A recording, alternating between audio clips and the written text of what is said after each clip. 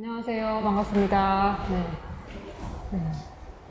지질학적 테크노 땅의 비트를 들어라 오픈 리서치 강연 프로그램에 와주신 여러분 반갑습니다. 저는 그 지질학적 테크노라는 작업을 기획한 안데스 작가라고 합니다.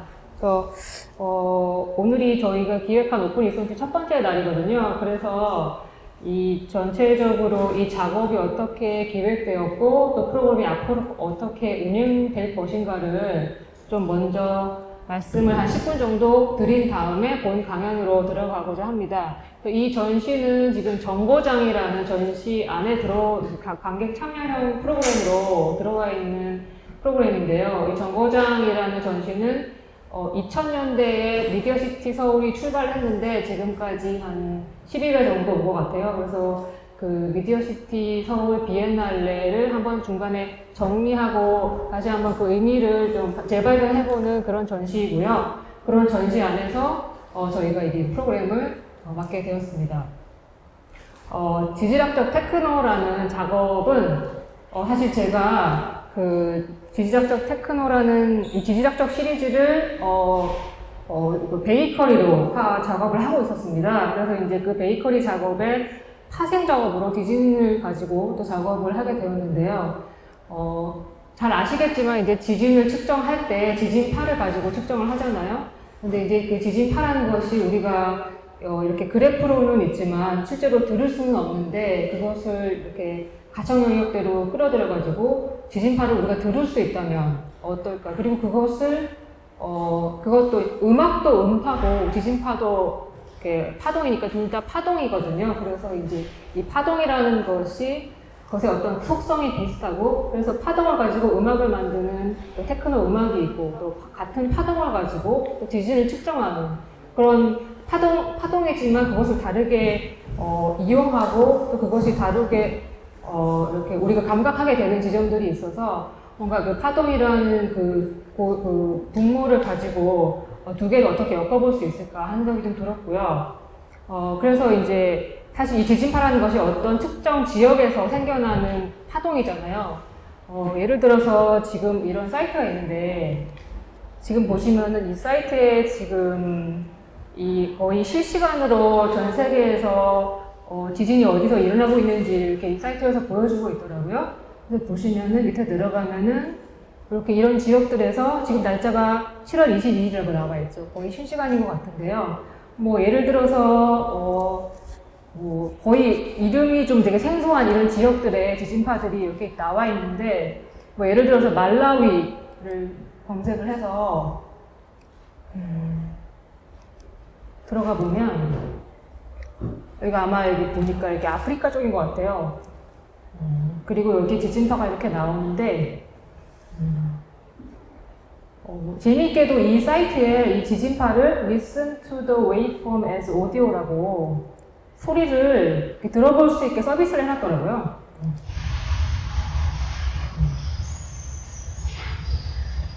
네, 실제로는 들리지 않는 소리일 텐데 이걸 이렇게 이 웨이브폼을 음악으로 오디오로 바꿔서 들을 수 있게 해놨고 그래서 제가 상상한 것들이 실제로 이렇게 웹사이트에서 이렇게 서비스가 되고 있는 점이 좀 신기하기도 했고요. 그래서 이제 우리가 이 말라위, 사실 말라위가 저도 어디 있는지 잘 모르는 곳인데 이렇게 우리가 가볼 수 없는지요. 좀 혹시 뭐 말라위를 가보신 분이 계셨는지 모르겠는데 가볼 수 없거나 가보기 힘든 지역의 어떤 땅의 움직임을 우리가 지진파를 통해서 지진파를 음악으로 만들어서 그곳의 땅의 움직임을 우리가 음악으로 여행을 해볼 수 있지 않을까 그런 상상을 하게 됐습니다. 그래서 이름을 지질학적 테크노라고 지었고요. 저는 이제 시각예술가이기 때문에 음악을 제가 직접 만들 수는 없고 여기 이제 테크노 뮤지션이 와 계시는데 테크노 뮤지션과 협업을 해서 음악으로 만들어 보려고 합니다.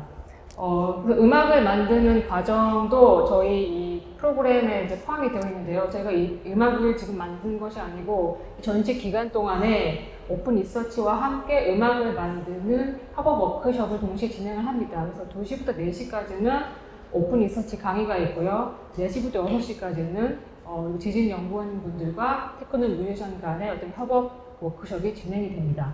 이 오픈 리서치라는 것이 그러면 뭔가 이것이 뭐 포럼도 아니고 이제 이름이 오픈 리서치라고 되어 있잖아요.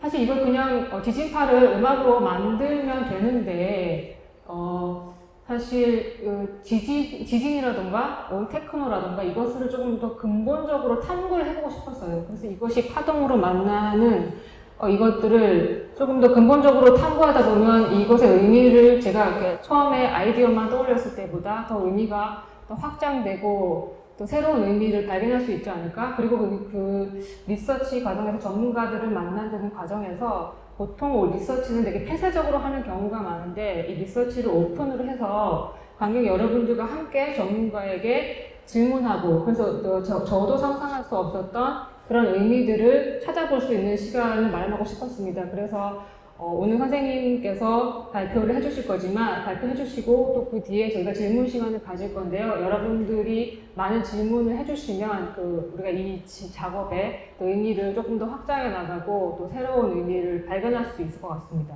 여러분의 많은 질문 해주시면 감사하겠습니다. 총 6회차로 이제 진행이 될 거고요. 1, 2강은 지진에 관한 것이고요. 3, 4강은 테크노에 관한 것인데 3강은 테크노 역사고 지금 여기 앞에 보시는 노란 책 있잖아요. Back to the House라는 책인데 이 책의 저자가 오셔서 테크노 역사 강의해 주실 건데요.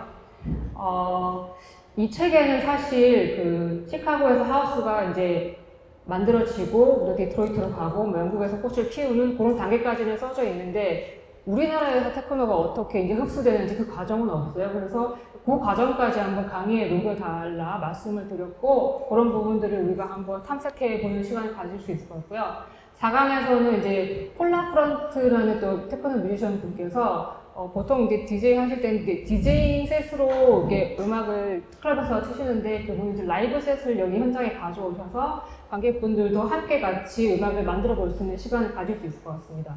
5강에서는 이제 물리학자분이 오실 거예요. 그래서 이제 이 파동이라는 속성에 대해서 조금 더 깊이 탐구해 보는 시간. 우리가 이제 뭐 X선이랄지 뭐 와이파이랄지 뭐 이 빛도 다 이제 파동인데 파동이 우리 가까이에서 우리가 이용을 많이 하고 있지만 우주 전체까지 그리고 외시세계까지 이렇게 파동이 이렇게 다 연결이 되어 있는데 그런 우리 파동에 대해서 파동이 어떻게 움직이고 어떻게 연결되어 있는지 그래서 이 지진파와 음파의 연결성은 물리학자는 어떤 시선으로 바라보는지 그런 것도 좀 궁금하고요.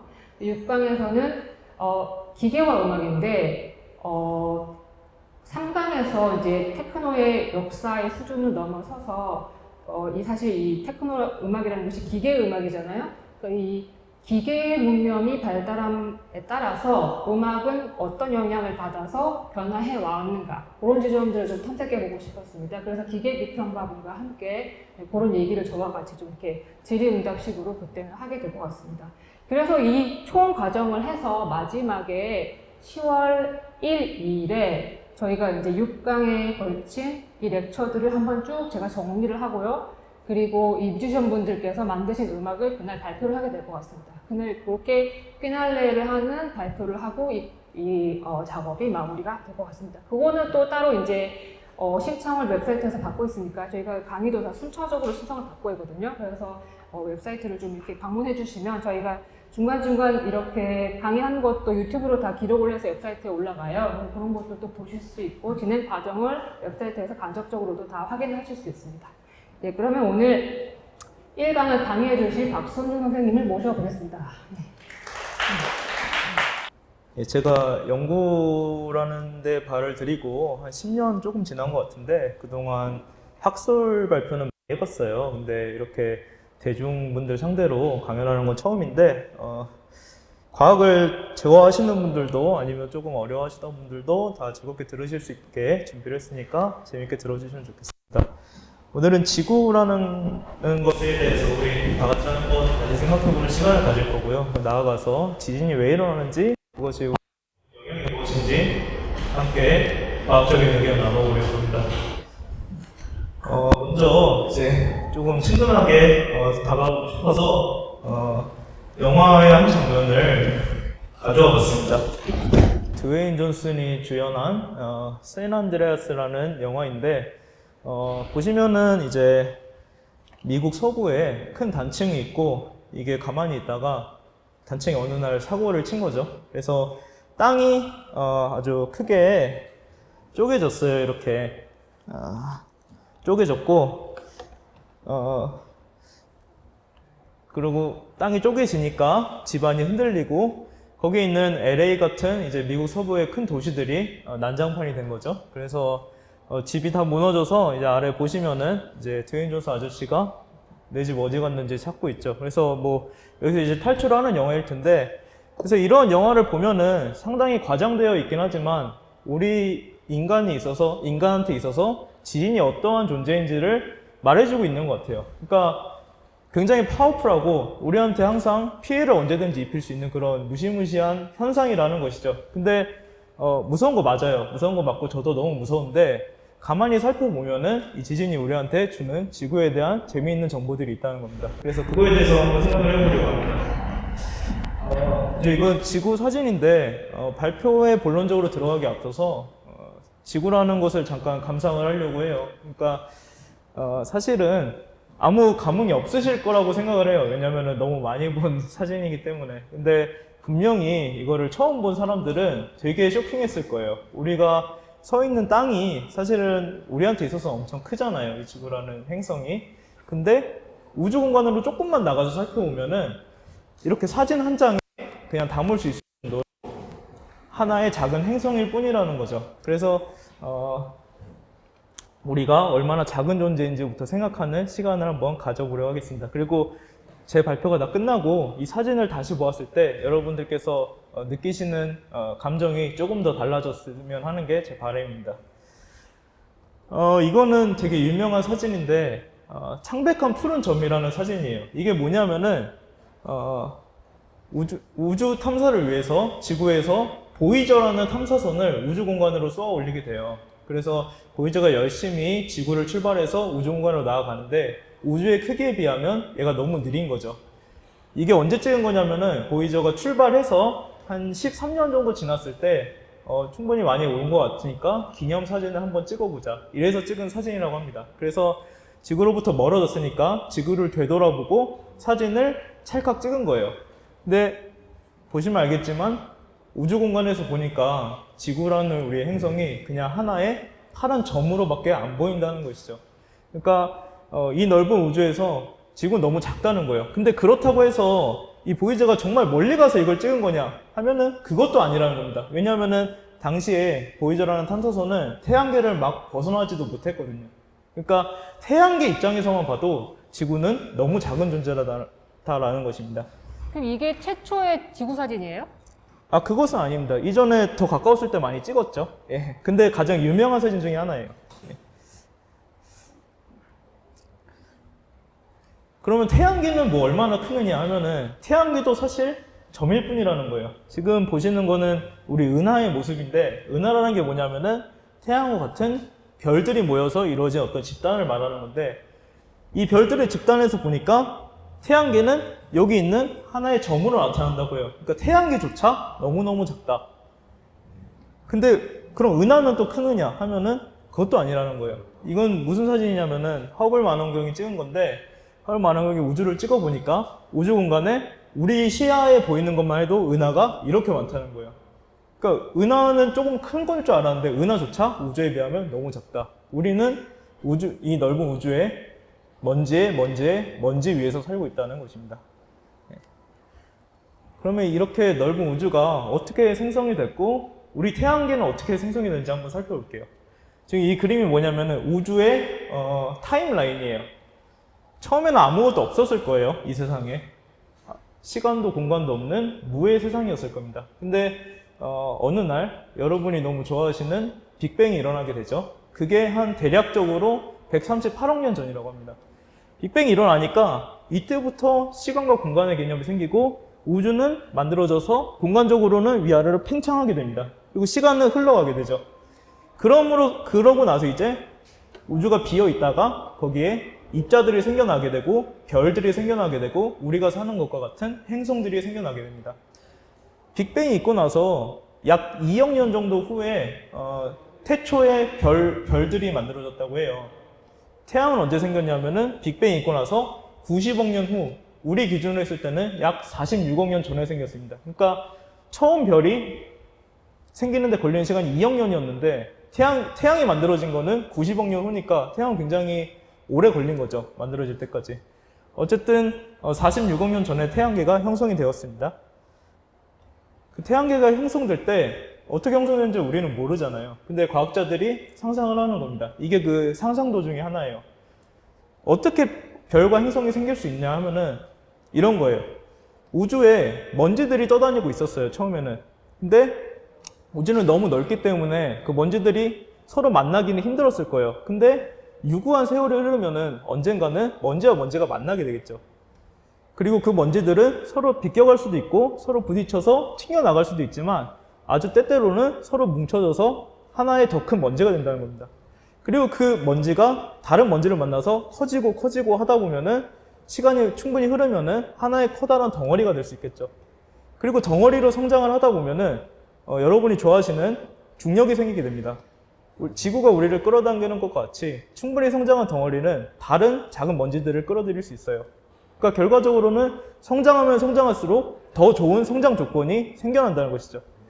그래서 그러한 과정을 반복하다 보면은 이와 같이 커다란 덩어리를 중심에 두고 먼지들이 몰려와서 이 덩어리를 중심으로 회전하는 이런 원반과 같은 운동을 하게 됩니다. 그래서 이것을 일종의 디스크라고 생각을 하고요. 디스크 모양으로 먼지들이 돌고 있는 게 초기 태양계의 형성 모습입니다. 근데 이 디스크가 그냥 돌기만 하느냐? 그건 아니라는 겁니다. 왜냐하면은 디스크 안에서 어떠한 입자들은 빠르게 돌고 싶어하고 어떠한 입자들은 천천히 돌고 싶어 할 거예요. 그럼 필연적으로 무엇이 생기느냐? 마찬가지로 입자 간에 충돌이 생기게 됩니다. 그러면 그 입자들도 서로 뭉치거나 혹은 합쳐질 수 있겠죠. 그렇기 때문에 보시는 것 같이 처음에는 먼지들이 돌고 있다가 시간이 지남에 따라서 점점 덩어리로 성장을 하게 되고 종국에는 하나의 가장 큰 거대한 덩어리를 중심에 두고 충분히 성장한 소수의 덩어리들이 그것을 중심으로 공전을 하는 요런 형태가 완성이 되게 됩니다. 그래서 우리는 이 커다란 중심의 덩어리를 지금은 태양이라고 부르고 있고 이것을 중심으로 도는 다른 덩어리들을 행성이라고 부르고 있는 것이죠. 그 행성 중에 하나가 우리가 살고 있는 지구가 되겠습니다. 지구가 처음 생겼을 때의 모습을 우리는 이렇게 생각을 하고 있습니다. 생각해보면은 아까 말씀드린 것처럼 먼지와 먼지가 만났다, 덩어리와 덩어리가 만났다고 말씀을 드렸지만 사실은 만난다는 게 충돌이에요. 그러니까 우리 과거에 공룡들이 운석 충돌로 인해서 한 방에 다 멸망을 했는데 그게 사실 얼마나 거대한 에너지겠어요. 돌과 돌이 우주 공간에서 부딪힌다는 게. 그 에너지 때문에 지구는 점점 달구어지게 됩니다. 그러니까 형성과 더불어서 필연적으로 달구어질 수밖에 없다는 거죠. 그리고 또 하나의 중요한 영향이 지구 내에 방사성 동위 원소인데 지금도 지구 내에 방사성 동위 원소가 많아요. 근데 아시는 것과 같이 방사성 동위 원소는 스스로 에너지를 내뿜으면서 붕괴를 하게 되거든요. 수명이 있는 거예요. 근데 지금은 애들이 많이 죽어 있지만 이때는 정말 팔팔할 애들이었단 말이죠. 그러니까 엄청나게 많은 방사성 에너지를 내뿜었을 겁니다. 그래서 운석 충돌 그리고 방사성 에너지로 인해서 지구는 엄청나게 뜨거웠어요. 그래서 지금 우리가 발을 딛고 살 수 있는 땅이 있지만 이때는 그런 게 없었습니다. 완전히 다 녹아있는 마그마 같은 형태였어요. 그래서 이것을 과학자들이 마그마 오션이다, 마그마 바다다 이런 표현을 쓰면서 부르고 있습니다. 근데 시간이 지남에 따라서 필연적으로 열 에너지는 우주 공간으로 방출이 되게 되겠죠. 그리고 방사성 에너지도 점점 수명이 있으니까 수명이 다하게 될 것입니다. 마지막으로 운석 충돌도 계속 줄어들게 돼요. 왜냐하면은 다른 행성들이 생기면서 태양계가 깨끗하게 정리가 되거든요. 그래서 열을 만들어낼 수 있는 요소들이 하나씩 줄어들게 되고 지구는 식게 돼서 마그마는 식어서 이와 같은 돌이 만들어지고 암석권이 만들어지고 그리고 마그마에서 올라온 증기들은 대기를 형성하고 그리고 온도가 식으니까 그 대기 중 일부는 응결돼서 물이 돼서 떨어져서 바다를 형성하고 그래서 땅과 바다, 대기로 이루어진 지구와 같은 지구가 점차적으로 모습을 갖춰 나가게 됩니다. 근데 지구가 식으면서 어떤 일이 지구 내부에서 발생했느냐를 한번 생각해 봐야 될 것 같아요. 이게 굉장히 재밌는데 처음에 지구가 생길 때를 생각해 볼게요. 먼지가 합쳐서 생겼다고 말씀을 드렸는데 그냥 먼지와 먼지가 합쳐진 거기 때문에 지구 내부에 어떤 구성 요소가 차이를 보일 수가 없습니다. 그냥 먼지 덩어리일 뿐이죠. 근데 마그마 오션이 되면서 지구가 한번 다 녹아버렸단 말이에요. 그러면 녹아버렸단 말은 흐를 수가 있게 된다는 것이죠. 흐를 수가 있게 된다는 말은 무엇이냐면은 마치 물하고 기름을 섞어두면은 자연스럽게 기름이 위로 떠오르고 물이 아래로 가라앉는 것처럼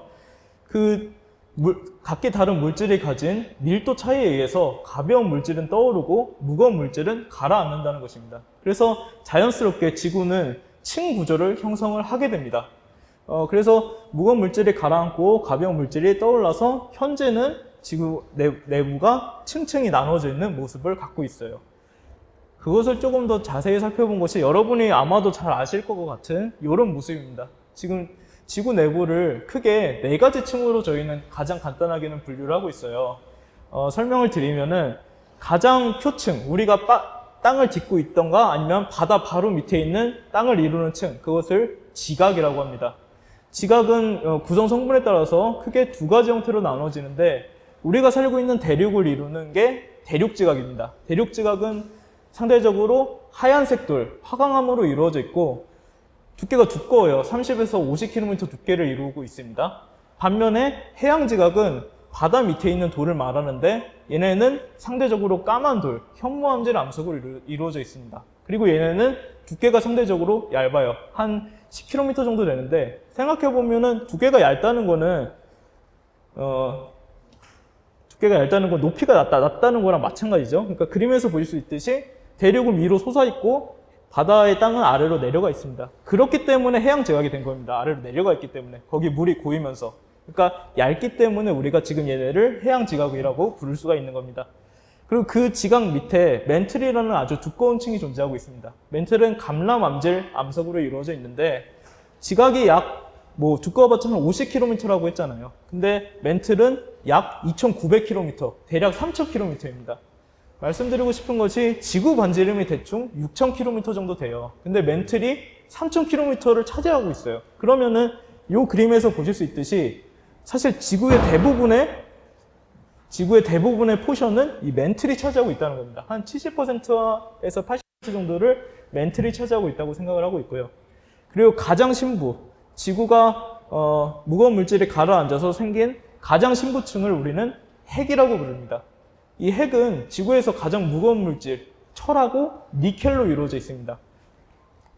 이 핵은 크게 2가지 층으로 나눠져 있는데 외핵과 내핵입니다. 둘 다 성분은 똑같아요. 철하고 니켈인데 다만 외핵은 이 정도 온도 압력 조건에서 액체 상태로 존재를 하고 있고 내핵은 가장 심부의 온도 압력 조건에서 고체 상태로 존재하고 있어요. 그래서 성분은 똑같은데 액체와 고체로 나눠져 있다. 그래서 총 4가지 층으로 지구 내부가 이루어져 있다는 겁니다.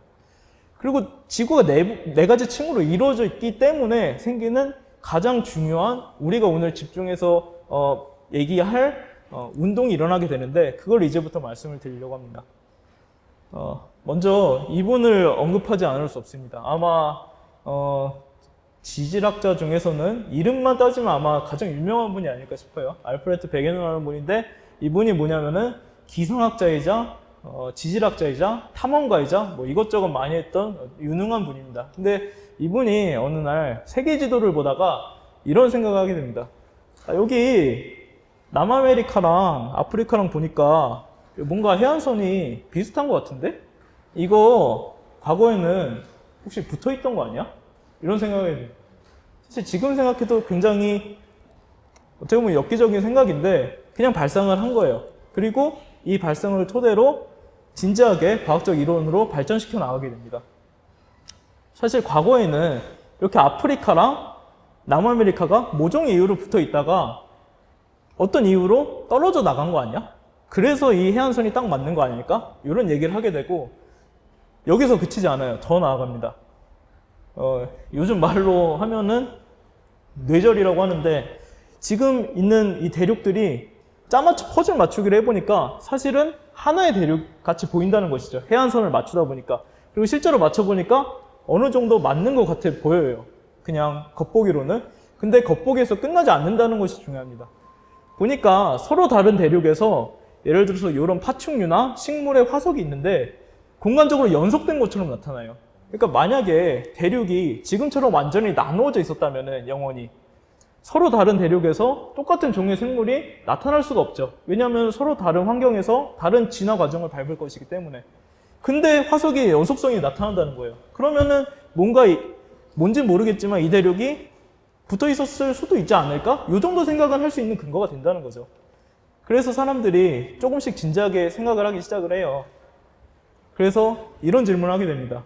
과학에서는 항상 어떻게, 왜라는 퀘스천이 항상 중요한데 사람들이 물어봅니다. 백인호한테. 아, 그래, 알겠는데 대륙이 왜 움직인 거야? 뭐가 대륙을 이렇게 떨어뜨리게 했어? 이렇게 물어봤는데 이게 문제예요. 이분이 대답을 못했어요. 그러니까 자신이 굉장히 중요한 발견을 하고 아이디어는 제시를 했는데 이론으로 완성을 시키지 못한 거예요. 그래서 이런 대륙 이동설은 그냥 설로만 남게 되는 겁니다. 그래서 향후에 연구자들이 이 아이디어를 받아서 발전을 시키게 돼요. 대양적 확장이라는 이론인데 저 대칭성을 설명하기 위한 거의 유일한 방법이에요. 땅이 처음에는 이 라인을 기준으로 마그마가 올라와서 형성이 됩니다. 그리고 어떤 모종의 이유로 땅이 벌어지는 거예요. 벌어지면 그 틈으로 마그마가 다시 또 올라올 수 있죠. 그리고 다시 마그마가 굳어서 땅을 이룹니다. 다시 벌어지고 마그마가 다시 올라와서 땅을 이루게 됩니다. 이런 식으로 땅이 벌어지면서 그 중간에 마그마가 올라와서 굳어지는 모델을 생각을 한다면은 자연스럽게 양쪽이 동일한 시기에 형성된 게 대칭적으로 나타날 수가 있게 된다는 것이죠. 그렇기 때문에 우리는 말도 안 되는 고지자기의 분포를 이해할 수가 있게 되는 겁니다. 그리고 이 모델이 말하는 것은 뭐냐면은 마그마가 계속 올라와서 땅이 계속 만들어지고 있다는 거예요. 땅이 벌어지면서. 그럼 이거를 받아들이게 된다면은 백인호가 주장했던 대륙 이동을 자연스럽게 이해할 수가 있어요. 예를 들어서 여기 대서양에서 땅이 벌어지고 있다고 생각을 하면은 얘가 벌어지면서 바다는 넓어지는 거죠. 바다가 넓어진다는 의미는 대륙과 대륙이 서로 멀어진다는 겁니다. 대륙과 대륙이 멀어진다고 말씀을 드렸는데 백인호가 아까 처음에 발견했던 곳이 어디였죠? 남아메리카랑 아프리카였어요. 여기 해안선이 맞는 거 아니야? 라는 생각에서 출발했는데 실제로 여기 땅이 벌어지고 있다는 것을 사람들이 알게 됩니다. 백인호가 옳았다라는 것을 알게 되는 거죠. 근데 이제 와서 인정해봤자 소용없죠. 이미 돌아가셨는데. 그래서 이런 대양적 확장 이론을 기반으로 해서 땅이 만들어지는 이론을 발전시켜서 우리는 지질을 하기에 있어서 아마도 가장 중요한 이론 중에 하나인 판구조론을 완성시키게 됩니다.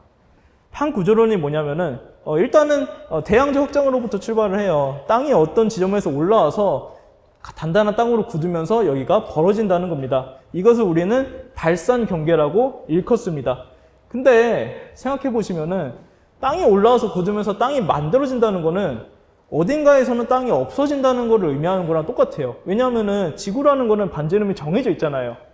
그러니까 표면적 자체는 정해져 있는 거죠. 근데 표면적이 결정되어 있는 상태에서 새로운 땅이 만들어지려면은 어딘가는 죽어야죠. 그래서 뭘 생각하냐면은 어느 곳에서는 하나의 땅이 다른 땅 밑으로 들어가서 죽고 있구나. 죽는다는 거는 다시 밑에서 올라온 애들이 다시 지하 심부로 환원이 되고 있구나 라는 것을 알게 됩니다. 그래서 어딘가에서는 마그마가 올라와서 땅이 만들어지고 어딘가에서는 땅이 다시 들어가서 지하로 환원되는 이런 모델을 판구조 운동이라고 합니다. 백인호는 답을 못했지만 이제 이런 모델을 생각하면은 이게 왜 일어나는지는 직관적으로 이해할 수 있어요. 왜냐하면은 지구 내부가 뜨겁다는 것을 우리는 알고 있기 때문이죠. 지구 내부가 뜨거우니까 지금 비유적으로 비이커를 가열하는 모델을 생각을 한 건데 비이커를 가열하게 되면은 가운데가 뜨거우니까 거기서 뜨거워진 물들이 올라올 거예요. 왜냐하면은 뜨거워진다는 거는 밀도가 낮아진다는 것이고 가벼워진다는 의미이기 때문이죠. 그리고 가장자리에서는 대기가 차가우니까 식으면서 무거워진 물들이 다시 떨어질 거예요. 그래서 이렇게 물들이 순환하는 것을 우리는 대류 현상이라고 하죠. 그 대류 현상이 땅 밑에서도 똑같이 벌어지고 있다는 겁니다. 지구 내부가 너무 뜨거우니까 이 멘틀 물질이 열을 받아서 가열돼서 팽창하면서 위로 올라오는 거죠. 그리고 위로 올라와서 여기서는 땅을 만들고 벌어진 땅과 함께 서서히 식어가면서 다시 무거워져서 떨어지는 거예요. 그래서 지구 심부가 전체적으로 순환하는 이런 모델이 판구조 운동의 원리가 되겠습니다. 그러면은 이제 원리를 대충 아니까 조건도 생각해 볼게요. 이런 운동이 만들어지려면은 어떤 조건이 충족돼야 되는지.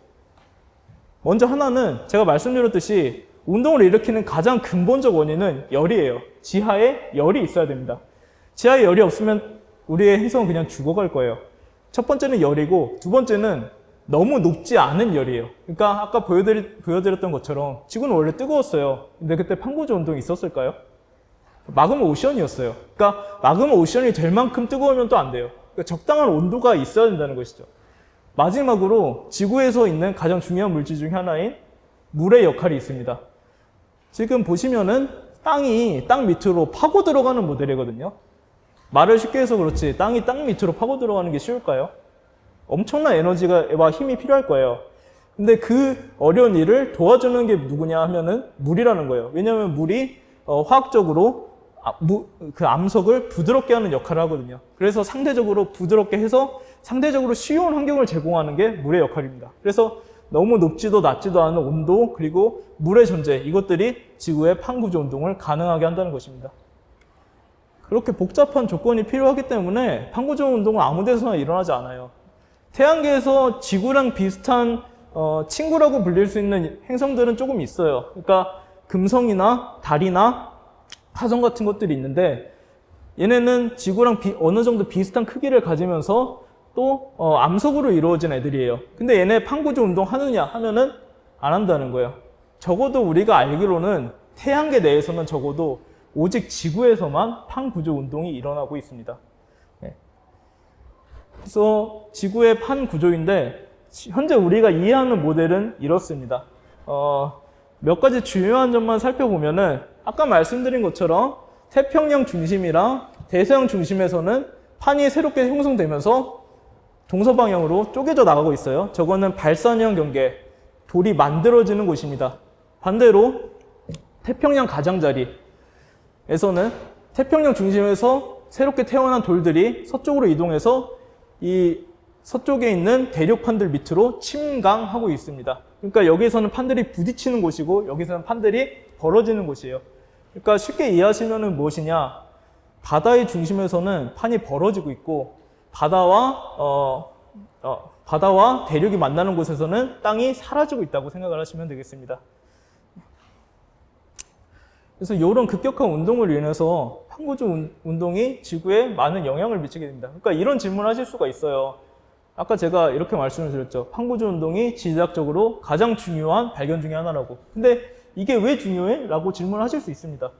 왜 중요하냐면은 판구조 운동이 있을 때랑 없을 때를 한번 비교 체험을 해볼게요. 만약에 판구조 운동이 없다면은 판구조 운동이 있으면은 이렇게 물질이 전체적으로 순환을 할 수가 있는데 판구조 운동이 없으면은 이 표층에 있는 딱딱한 돌들이 아래로 침강할 일이 없죠. 그러면은 만약에 열에 의해서 대류 현상이 발생하더라도 아래에 있는 애들은 그냥 아래에서만 도는 거예요. 그러면 무슨 문제가 있느냐? 물질이 순환하지 못합니다. 뭐냐면은 지금과 같은 경우에는 돌도 열심히 순환을 하지만 우리 대기 중에 있는 물질이라든가 아니면은 뭐 하다못해 물고기가 똥눈 것들, 그것들이 다 다시 지구 심부로 순환이 되고 있거든요. 근데 이러한 모델에서는 그런 것을 기대할 수 없죠. 그리고 더 중요한 거는 열의 순환이에요. 지금 이 모델에서는 지구 심부의 열이 표층으로 직접적으로 올라오고 있는데 여기서는 열이 표층으로 올라오질 못합니다. 그러니까 그냥 굳어있는 돌덩어리가 지구를 감싸고 있기 때문에 마치 지구의 이불을 덮어놓은 것처럼 열이 빠져나가지 못한다는 거예요. 그래서 판구조 운동이 있음으로써 열과 에너지 순환이 굉장히 활발하게 일어나고 있고 지구는 빠르게 식어가고 있다는 겁니다. 그리고 정말 가장 중요한 거, 오늘의 주제 중에 하나인 지진에 대한 건데 돌덩어리들이 움직이면서 돌덩어리들이 쪼개지고 부딪히면서 그 사이에서 엄청난 힘이 생성이 된다는 거예요. 그래서 그거에 대해서 좀 더 자세히 말씀을 드리고자 합니다. 판과 판이 만나서 부딪히면서 서로 밀어내는 힘을 갖게 돼요. 그러면은 요와 같이 땅을 양쪽으로 짓누른다고 생각을 해볼게요. 여러분들이 나무 젓가락을 잡고 거기다 힘을 주고 있다고 한번 생각을 해보겠습니다. 처음에는 괜찮을 거예요. 어느 정도 힘은. 얘가 견뎌낼 겁니다. 근데 시간이 지남에 따라서 힘을 계속 주게 되면은 점점 구부러지면서 부들부들부들 할 거예요. 그러다가 정말 어느 임계점을 넘어버리면은 얘가 못 버티고 못하겠다 그러고 뚝 부러지겠죠. 땅도 마찬가지입니다. 못 버티고 쪼개져 버려요, 그냥. 그러면서 급격하게 쌓였던 에너지가 방출이 되게 되는데 그걸 우리는 지진이라고 부릅니다. 그리고 이때 방출되는 에너지가 파동의 형태로 전파가 되는데 이것이 바로 지진파예요. 그리고 그 지진파가 우리가 사는 땅으로 전이가 돼서 우리가 느낄 수도 있고 때때로는 우리한테 피해를 야기하는 이런 현상을 일으킨다는 것입니다. 그래서 힘이 있고 그러면 지진이 생겨요. 그럼 지진은 어디에서 활발하게 일어날지를 자연스럽게 이해할 수가 있죠, 이제. 지진을 일으키는 근원은 힘이기 때문에 힘이 많은 곳에서 지진이 많이 발생합니다. 이 힘이 많은 곳은 어디일까요? 아마도 직관적으로 생각했을 때 판과 판이 충돌하는 곳일 거예요. 판과 판이 충돌하는 곳이 어디냐? 아까 말씀드린 것처럼 바다와 대륙이 만나는 곳일 겁니다. 특히 태평양을 중심으로 해서 태평양판이 이동해서 만나는 이 태평양 서쪽 라인, 그리고 이 태평양 중심에서 동부에서 형성돼서 동부로 가서 이 칠레 지역과 만나는 나즈카판, 저거 두 개가 가장 중요한 힘을 이루게 되는데, 그래서 전 세계 지진 분포를 살펴보면은 이렇게 나와요. 지구에 지진이 일어나는 곳은 많지만 대부분이 판의 경계에서 발생을 하고, 특히 방금 전에 말씀을 드린 태평양판의 가장자리에서 가장 많은 지진이 발생한다는 것입니다. 특히 더 재밌는 거는, 이거는 그냥 모든 지진을 다 찍은 건데 규모 7 이상의 상대적으로 큰 지진만 다시 찍어보면은 거의 대부분이 태평양의 가장자리에서 발생하고 있어요. 이렇기 때문에 우리가 태평양의 가장자리를 환태평양 조산대 혹은 불의 고리, 링 오브 파이어라고 부르고 있죠. 굉장히 많은 지진이 활발하게 발생하는 곳입니다. 이렇게 지진이 발생을 하면은 우리한테 영향을 미치게 되겠죠. 근데 어떠한 영향을 미치는지 그거를 조금 재밌게 말씀드리려고 해요. 크게 두 가지 측면이 있습니다. 하나는 지진동이에요. 아까 말씀드렸듯이 지진이 발생하면 지진파가 땅을 타고 전파를 하게 돼서 우리의 땅을 뒤흔들게 됩니다. 지금 지진동을 기록하는 그 기계가 지진계라고 하는 것인데, 이와 같이 땅의 흔들림이 착착착착착착 기록이 되죠. 그리고 이거는 동일본 대지진이 발생했을 때 일본에서 기록한 지진동이에요. 지진동의 크기를 지금 여기 대충 써놨는데 약 6메타파 제곱세크였다고 해요. 6메타파 제곱세크가 얼마나 되는 크기냐? 여러분이 좋아하시는 중력 가속도가 10메타파 제곱세크 정도입니다. 그러니까 6메타파 제곱세크 정도라는 것은 뭐 중력만큼은 아니지만 거의 그에 상응하는 수준의 엄청난 힘이 땅에 가해진 거예요. 그러니까 땅이 가만히 있다가 갑자기 떨어지는 수준의 힘을 받은 거예요. 그러니까 엄청나게 흔들리게 되겠죠. 엄청나게 흔들리게 되니까 그걸로 인해서 그 위에 있는 우리가 세워놓은 건물이나 아니면은 뭐 교량이나 그럼 어떻게 되겠습니까? 다 부서지는 거죠. 예. 지진학자들은 지진을 그래도 계속해서 잘 이해하려고 노력을 해요. 그래서 그걸 기반으로 뭘 알게 되냐면은 지진이 어디에서 발생할 수 있고 어디에서 몇 %의 확률로 규모 몇 전대 지진이 발생할 수 있는가, 이것을 정량적으로 계산을 하게 됩니다. 그래서 만들어지는 것이 바로 이거와 같은 지진 위험 지도예요. 여기서 보시면은 빨간색으로 갈수록 이 지역은 지진의 위험성이 큽니다. 하얀색으로 갈수록 이 지역은 상대적으로 지진의 위험성이 낮은 편이고 안전합니다. 이것을 나타내주고 있는 지도인데, 아까 보여드린 것과 같이 태평양을 중심으로 해서 지진이 많이 발생하기 때문에 태평양 동부의 미국 대륙의 서부나 아니면은 태평양 서부의 일본과 같은 지역은 지진의 위험성이 항상 큰 겁니다. 그래서 이런 정보를 주면은 정부나 아니면은 혹은 민간에서 지진에 대한 위험성을 기반으로 해서 그거에 상응하는 대응책을 마련할 수가 있겠죠. 그래서 이런 노력을 하고 있다는 것을 보여드리고 싶었습니다. 그리고 세계의 지진은 알겠는데 우리의 지진이 어떤지를 마지막으로 한번 보겠습니다.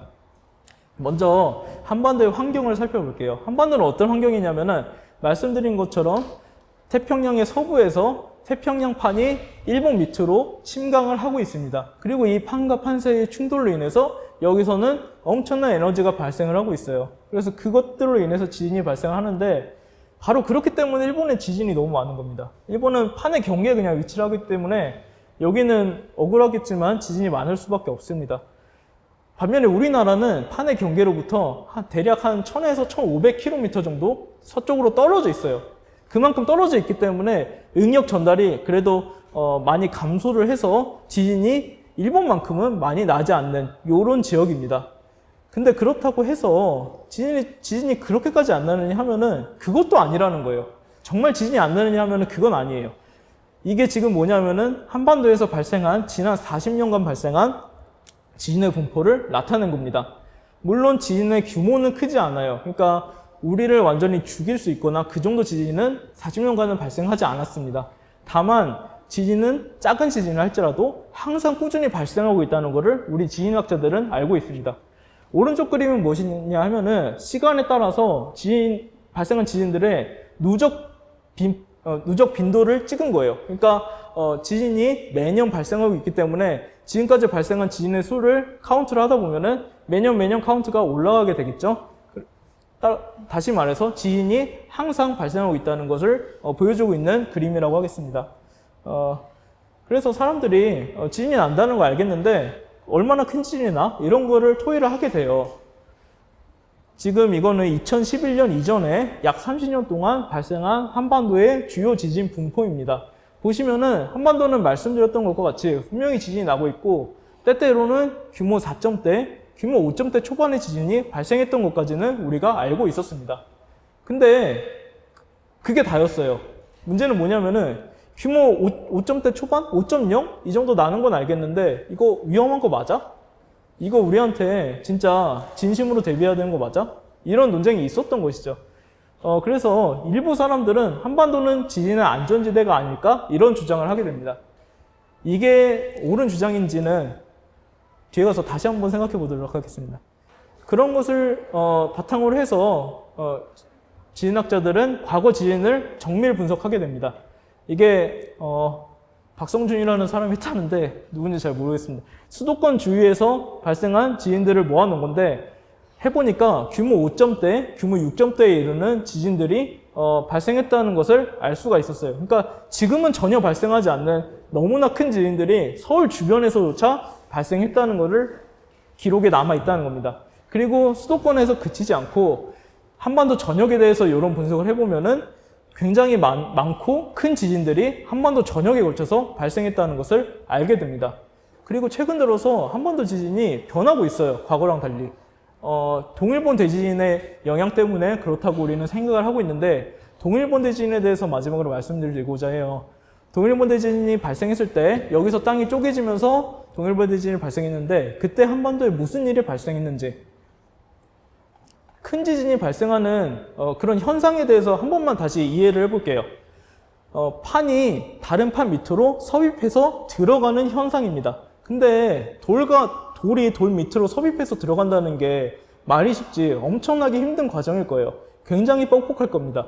그냥 도토리 묵에 젓가락 꼽는 것과 같이 부드럽게 들어가지 않을 거예요. 그래서 뭐가 문제냐면은 이 돌이 이 밑으로 들어가면서 얘를 마치 말려 들어가게 돼요. 이 위에 있는 판이. 이 판의 섭입과 함께 꽉 잡혀서 같이 말려 들어가게 됩니다. 근데 계속 말릴 수 있을까요? 그럴 수는 없죠. 말려 들어가다가 이제 더 이상 못 버티겠어 하면서 탱 튕기게 되는 거예요. 위에 있는 판이. 그러면서 탱 튕김과 함께 아래에 있는 판은 갑자기 쑥 들어가는 힘을 받겠죠. 그러면서 발생하는 것이 바로 이렇게 대지진이라고 하는 것입니다. 다시 말하자면은 대지진이 발생하면은 위에 있는 판이 튕겨나가는 힘을 받아요. 튕겨나가는 힘을 받으면은 여기 있는 사람들은 마치 우리가 가만히 있다가 저쪽 방향으로 끌려간 것처럼 느낀다는 것입니다.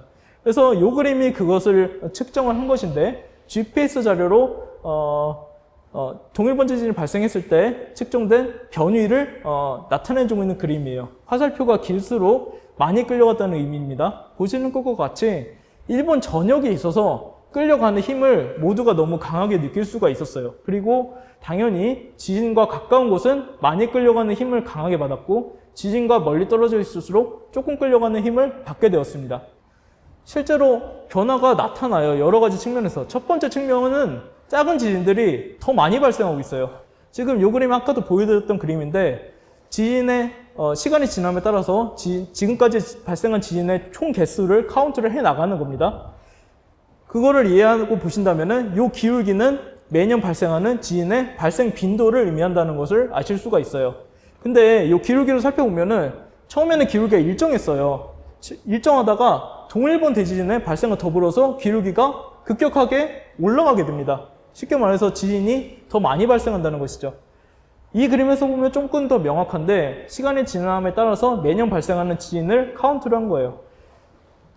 동일본 대지진 발생 전에는 평균적으로 약 매년 20개 정도의 지진이 발생을 했습니다. 근데 동일본 대지진이 발생한 직후부터는 매년 30개 정도의 지진이 발생을 하고 있어요. 그래서 지진이 과거보다 많이 나고 있다는 것을 알 수가 있습니다. 그리고 두 번째로 안 나던 지진들이 나고 있어요. 안 나던 지진들이라는 것은 무엇이냐? 바로 이 지진군, 얼스퀘이크 수험이라고 하는 것인데, 이 얼스퀘이크 수험이 뭐냐면은 아주 좁은 지역에서 아주 짧은 시간에 폭발적으로 지진이 발생하는 현상을 말합니다. 이게 재작년에 전라도 해남에서 발생한 지진군을 지금 분석을 한 건데, 약 200m 정도의 크기의 영역에서 500개가 넘는 지진이 2주 동안 발생을 했어요. 근데 신기하게도 2주 동안은 엄청 발생을 하고 그 전에는 하나도 안 났어요. 그리고 그 이후에도 안 나고 있다는 겁니다. 이러한 현상을 지진군이라고 하는데 이게 한반도에서는 없었어요. 없었다가 동일본 대지진이 2011년에 발생한 직후에 2013년에 백령도와 그리고 보령 앞바다에서 이런 지진군이 관찰이 되고 마찬가지로 2012년에 한반도 동남부 해역에서도 지진군이 관찰이 되었습니다. 안 나던 게 나기 시작한다는 거죠. 그래서 뭔가 변했구나라는 것을 알 수가 있습니다. 마지막으로 이렇게 의미 없는 작은 지진들만 변한 게 아니고 큰 지진도 변했다는 거예요. 지금 그림에 나타낸 거는 규모 5 이상이 되는 지진들의 분포를 나타내고 있는데요. 색깔로 구분을 했습니다. 파란색은 동일본 대지진 전에 발생한 지진들, 그리고 빨간색은 동일본 대지진 후에 발생한 지진들이에요. 근데 분석 기간을 살펴보면은 동일본 대지진 전에는 약 30년 동안 분석을 했어요. 그리고 동일본 대지진 이후에는 약 6년 동안 분석을 했습니다. 근데 한번 개수를 보세요. 개수가 30년 동안 5개 나던 게 동일본 대지진 이후에 6년 동안 5개 났어요. 그러니까 큰 지진의 발생 빈도만 놓고 따져본다면은 빈도가 5배나 증가한 것으로 해석을 할 수가 있겠죠. 그래서 이유는 모르겠지만 동일본 대지진 이후에 큰 지진조차 많이 나고 있다는 것을 알게 됩니다. 그래서 아까의 질문에 대해서 다시 되짚어보면은 안전지대다? 이제는 아무도 이렇게 얘기를 하지 않아요. 그래서 한반도를 잘 분석하고 지진의 위험성을 잘 판정하는 것이 중요하다는 것을 모두가 알 수 있고 백방으로 노력을 하고 있습니다. 이거는 이제 박성준이라는 사람이 분석을 했다고 하는데 이게 왼쪽 그림은 1000년 동안 예상되는 한반도에서 발생할 수 있는 지진동이고 오른쪽은 약 5000년 동안 한반도에서 예상되는 지진동의 크기예요.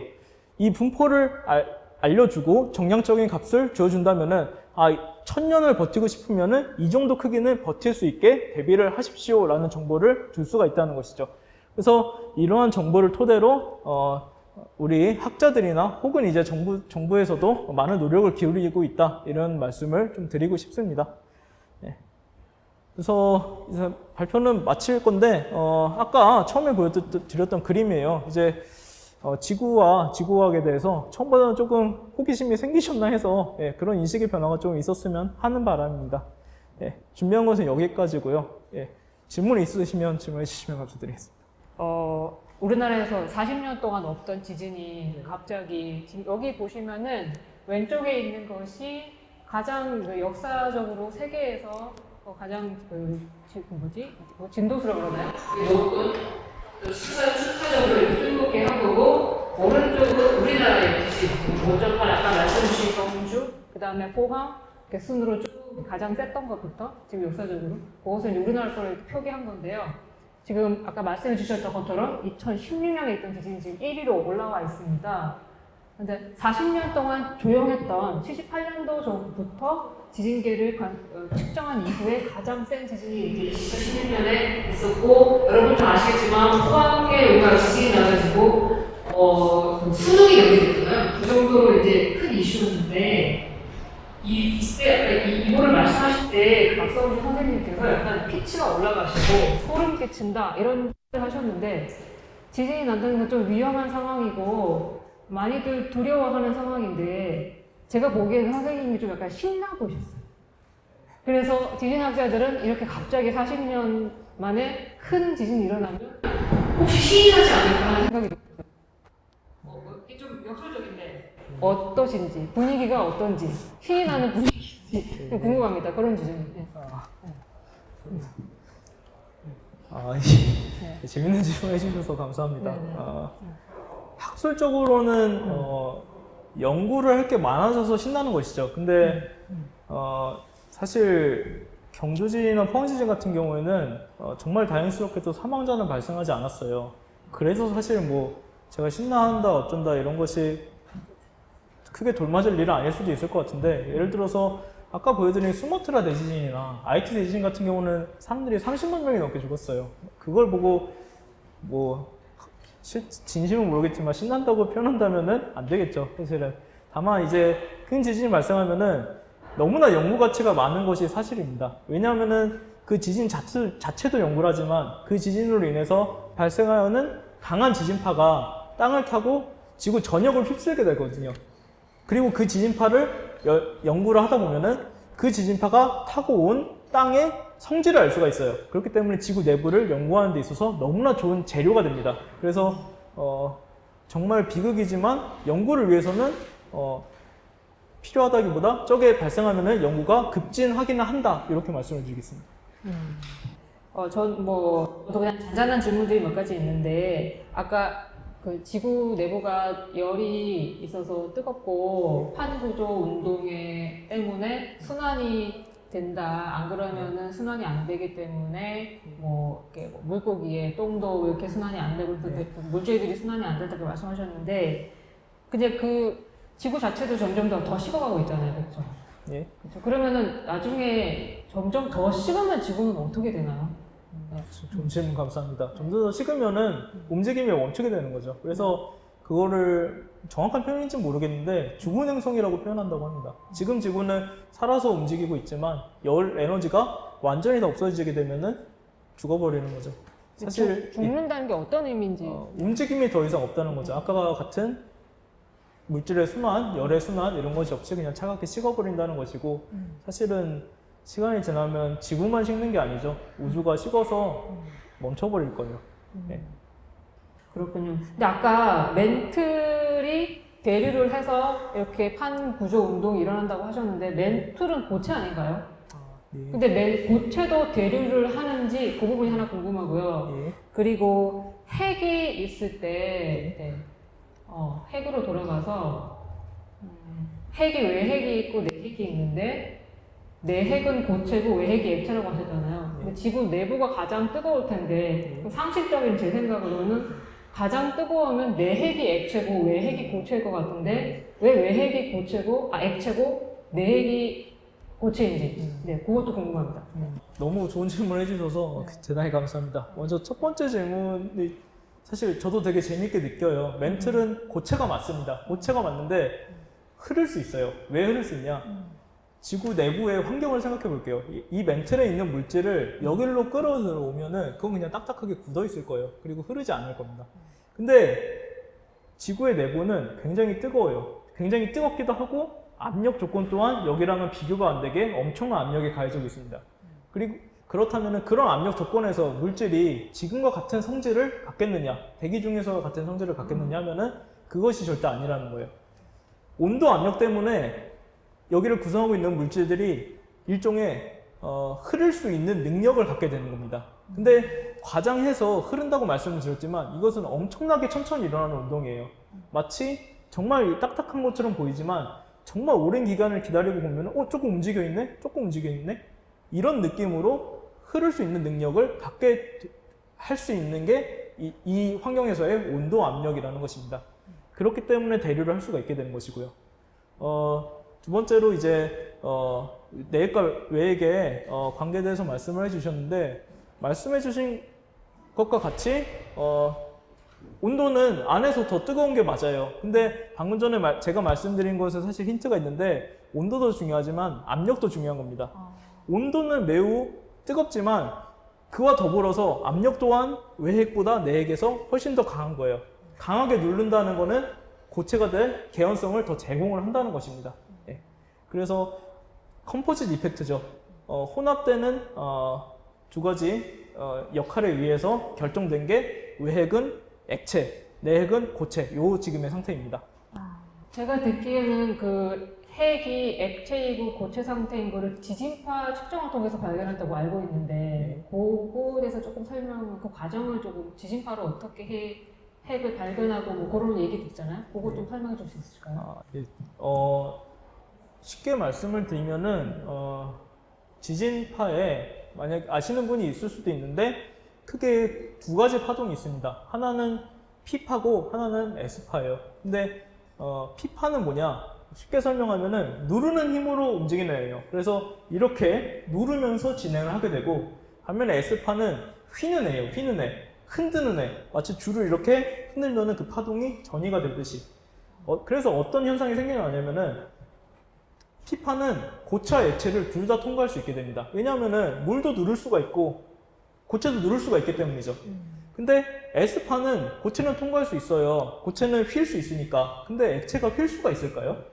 액체는 휜다는 개념이 없습니다. 그래서 이 휘는 힘을 쉬어 스트레스라고 하는데, 마치 초콜릿 덩어리를 이렇게 잡고 이렇게 움직이면은 초콜릿이 손을 따라서 휘어지겠죠.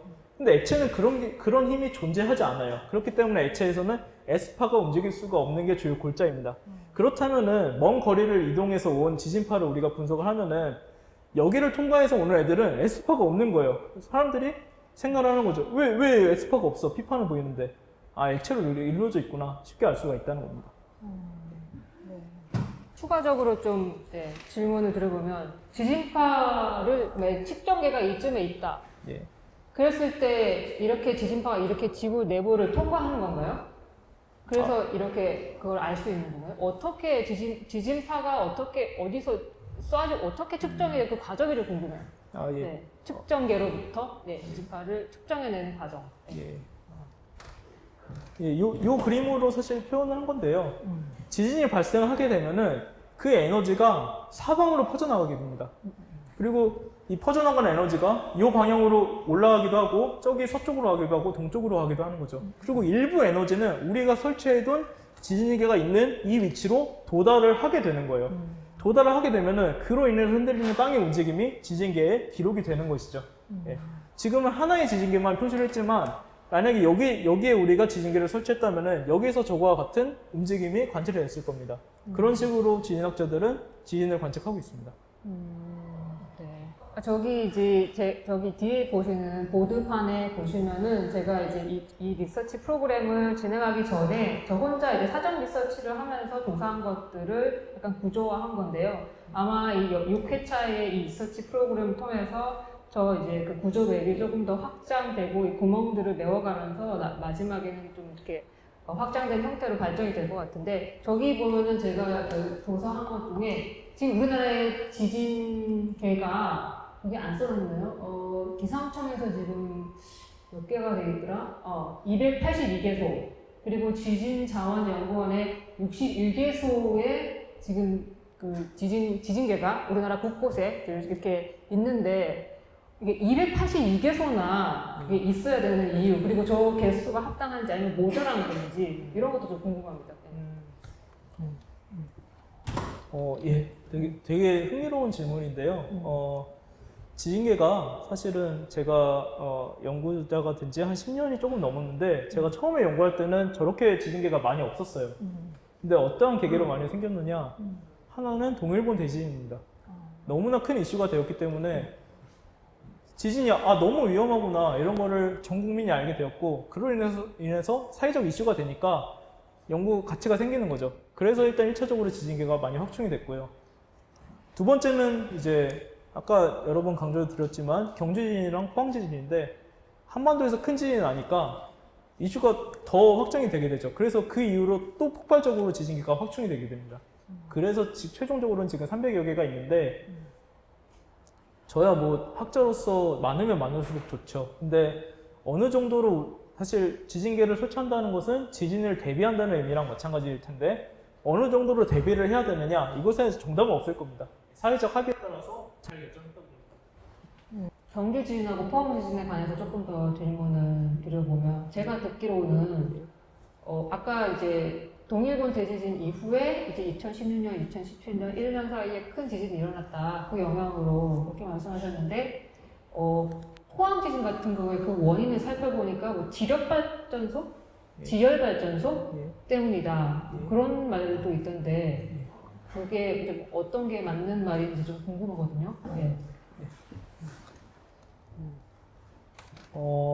이게 사실 되게 복잡한 얘기라서 간단하게 정리해서 딱 명확한 답을 드리기가 너무 힘들 것 같아요. 왜냐하면은 그때 너무 여러 가지 의견과 여러 가지 상황이 중첩돼서 완전 학계가 혼돈의 도가니가 됐었거든요. 포항 지진의 원인을 따질 때 원래 과학에서 어떤 현상이 발생했을 때 그 원인을 하나로만 이해할 수는 없을 거예요. 예를 들어서 제가 아까 말씀드렸듯이 경주지진을 비롯해서 큰 지진이 발생하는 게 동일본 대지진 영향이 있을 것이다라고 말씀을 드렸는데 그게 하나의 영향이 다일까요? 그건 절대 아닐 거예요. 여러 가지 영향이 합쳐졌을 거예요. 일단은 가장 필요한 게 우리 한반도에 충분히 많은 힘이 이미 쌓인 상태일 거라는 거예요. 예, 그런 조건이 없었다면 동일본 대지진이 났더라도 큰 지진이 발생할 수 없었을 겁니다. 마찬가지로 포항 지진도 그 원인을 하나로만 규명하기 아마 힘들 거예요. 근데 안타깝게도 최소한 제가 아는 바로는 여러 가지 요소들이 있을 텐데 이 요소의 영향은 몇 %고 저 요소의 영향은 몇 %고 하는 정량적인 판단이 이루어지지 못했습니다. 그렇기 때문에 말씀드리기 힘들다고 한 것이고 지열발전소는 어떤 영향을 주냐면은 물을 땅에 주입을 하게 돼요. 물을 땅에 강하게 주입을 하게 되면은 그 물을 주입함으로 인해서 응력이 당연히 발생하게 되거든요. 그래서 그 발생하는 응력이 지진의 발생을 촉진한 것이 아닐까 이런 설을 제기를 한 겁니다. 뭐 가능할 수도 있고 허무맹랑한 얘기일 수도 있죠. 근데 확실한 거는 그 이유 하나만은 아닐 거라는 거예요. 예. 그래서 엄청난 논쟁이 있었던 겁니다. 예. 그 어떻게 됐어요 지금은? 결론은 났나요? 지금은 제가 이해하는 바로는 어느 정도 학자들 사이에서 의논을 교환하면서 합의를 본 것이 제가 말씀드린 것처럼 여러 가지 영향이 합쳐져서 그런 것 같다는 게 아마도 지금의 주류 의견인 것 같습니다. 마지막으로 제가 개인적으로 저기 쓰여 있는 지진 중에서 2021년 작년에 서귀포 4.9 있잖아요. 저 때 제가 서귀포에 제주도에 있었거든요. 그래가지고 서귀포에 있었고 제주시에 있었는데 갑자기 경고 문자가 왔어요. 지금 제주도에 지진이 그때 4.5가 아니고 5.0인가 일어났다고 하면서 나중에 수정이 됐는데 그러면서 뭐 대피를 하라는 등 그런 지진을 버스를 기다리면서 버스 정류장에서 동시에 이 사람들이 다 동시에 막 울리고 그래서 이걸 막 봤는데 주변은 너무 평온하고 아무 일 일어나지 않은데 그것만 막 울리는 거예요. 그래서 사람들이 뭐 대피할 생각도 안 하고 그냥 뭐 우리나라에서 처음 경험해보는 지진 경고였거든 저한테. 그래서 이것이 이렇게 어떻게 해야 될지 되게 모르겠고 저도 그리고 5.0이라는 것이 어떤 의미인지도 모르겠고 근데 이것을 이렇게 경고를 이렇게 문자까지 쏴주는 거는 어떤 위험도 이상이니까 주는 것 같거든요. 그런 프로세스들이 그러니까 개인인 저한테까지 오는 그런 경고 등이 오는 그런 과정이 있을 것 같아요. 어떤 것까지는 그냥 무시하고 그리고 어떤 건 하고 그리고 어떤 절차를 거쳐서 경고를 하게 되는지 그리고 경고를 받았을 때는 어떻게 해야 되는지 그런 거 조금 알려주실 수 있을까요? 예, 좋은 질문 주셔서 감사합니다. 지금 말씀해주신 시스템이 한국에서 지금 아마 꽤 긴 시간 준비한 조기경보 시스템이에요. 지진 조기경보 시스템. 뭐냐면은 아까 말씀해주신 대로 한반도에는 지진망이 설치가 되어 있습니다. 그러면은 만약에 지진이 제주도에서 발생을 한다면은 제주도에 있는 지진계에는 그게 빨리 기록이 되겠죠. 지진이 가까우니까. 그리고 서울에는 한참 뒤에 기록이 될 겁니다. 그래서 그런 원리를 바탕으로 해서 지진계를 완전히 촘촘하게 깔아두면은 지진이 발생하자마자 알 수가 있다는 것이죠. 그래서 최소한 그 지역은 피하지 못하겠지만 지진이 발생하자마자 경보 문자를 전국에 뿌리면은 최소한 다른 지역의 사람들은 이것을 대비할 시간을 벌 수 있다. 이게 조기경보 시스템의 일종의 의의거든요. 예. 그래서 제주도도 마찬가지였다고 생각합니다. 지금 제주시였다고 말씀을 해주셨는데 제주시 외에도 서귀포 지진이 발생한 지역에서 더 가까운 지진계들이 있어요. 그래서 아마 그 지진계에서 그 지진동을 먼저 탐지를 해서 지진 발생했습니다. 피하세요. 이렇게 경보를 해 주었을 겁니다. 예. 근데 그런 시스템이 자동으로 이루어지게 기상청에서 시스템을 구축을 해놨는데 처음에는 조그만 지진도 다 이제 보고를 했어요. 만약에 5점대는 뭐 경보를 하는데 이견의 여지가 없겠지만 2점대 지진, 1점대 지진 이런 것도 다 경보를 때려버렸거든요. 그러니까 2점대 지진은 사실 우리한테 엄청난 큰 피해를 줄 수는 없는 건데 그것까지 다 하다 보니까 자고 있는데 막 경보 울리고 딴 거 하고 해야 되는데 경보 울리고 하다 보니까 또 그거에 따른 불만도 또 있었겠죠. 그래서 아마 그거를 조정한 걸로 제가 알고 있습니다. 예. 그래서 지금은 아마 어느 정도인지 확실하게 모르겠는데 확실한 거는 사회적 합의를 통해서 조정해 나가는 단계에 있다는 겁니다. 예. 그래서 그래서 마지막으로 질문 주신 거는 그것을 받았을 때 어떻게 대비해야 되는지를 말씀해 주셨는데 사실 이거는 저도 지진을 연구한 학자지만 정확한 대비법은 몰라요. 왜냐하면 저도 그것을 정확하게 교육받은 적이 없기 때문이죠. 다만 제가 아는 거는 가장 간단한 거는 위에서 떨어지는 거를 피할 수 있어야 됩니다. 예를 들어서 초등학교에서 가르치는 거는 지진이 발생하면은 책상 밑으로 숨어라 이런 것도 가르치거든요. 이게 아마 민간에서 할 수 있는 아마 기초적인 대비 방법일 것 같고 더 중요한 거는 정부 시스템에서 하는 거죠. 정부 시스템이나 민간 시스템. 그러니까 예를 들어서 철도가 멈춘다던가 교통을 통제한다던가 이런 게 아마 더 중요한 걸로 저는 이해를 하고 있습니다. 예. 감사합니다. 혹시 또 뭐 다른 질문 있으신가요? 네. 네, 강연 잘 들었습니다. 저는 그 워크숍 탐하는 사람으로서 어쨌든 전체적으로 이게 디진과 어떻게 보면 사운드, 소리와의 합점을 찾는 그런 워크숍을 하는데 그래서 이제 아까 작가님 보여주셨던 그 사이트에서 어떤 그 소리들 있잖아요. 네. 그래서 그 어쨌든 소리에서는 그 헤르츠로 따지잖아요. 초당 몇 번 진동하는지. 예. 그래서 같은 주파수 같은 경우에는 20Hz부터 2만 Hz까지 인간이 들을 수 있는 건데 예. 지진도 그러면은 어떤 뭐 지진계에 따라서 진폭이 계속해서 변화할 텐데 예. 그게 뭐 헤르츠로 측정이 되는 건지 아니면 어떤 이유에서 왜 인간이 들을 수 없는 건지 이게 앰플리튜드 진폭의 크기에 따라서 그런 게 변하는 걸 수도 있으니까 그런 부분이 제일 궁금합니다. 네.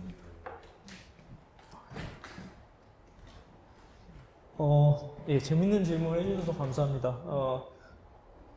파동을 연구하는 분들은 다 비슷한 것 같아요. 지진도 역시, 지금 헤르츠라고 표현해주신 그 주파수 영역에 대한 분석을 주로 많이 하게 됩니다. 예. 보시면은 재밌는 그림을 보여드리고 싶은데,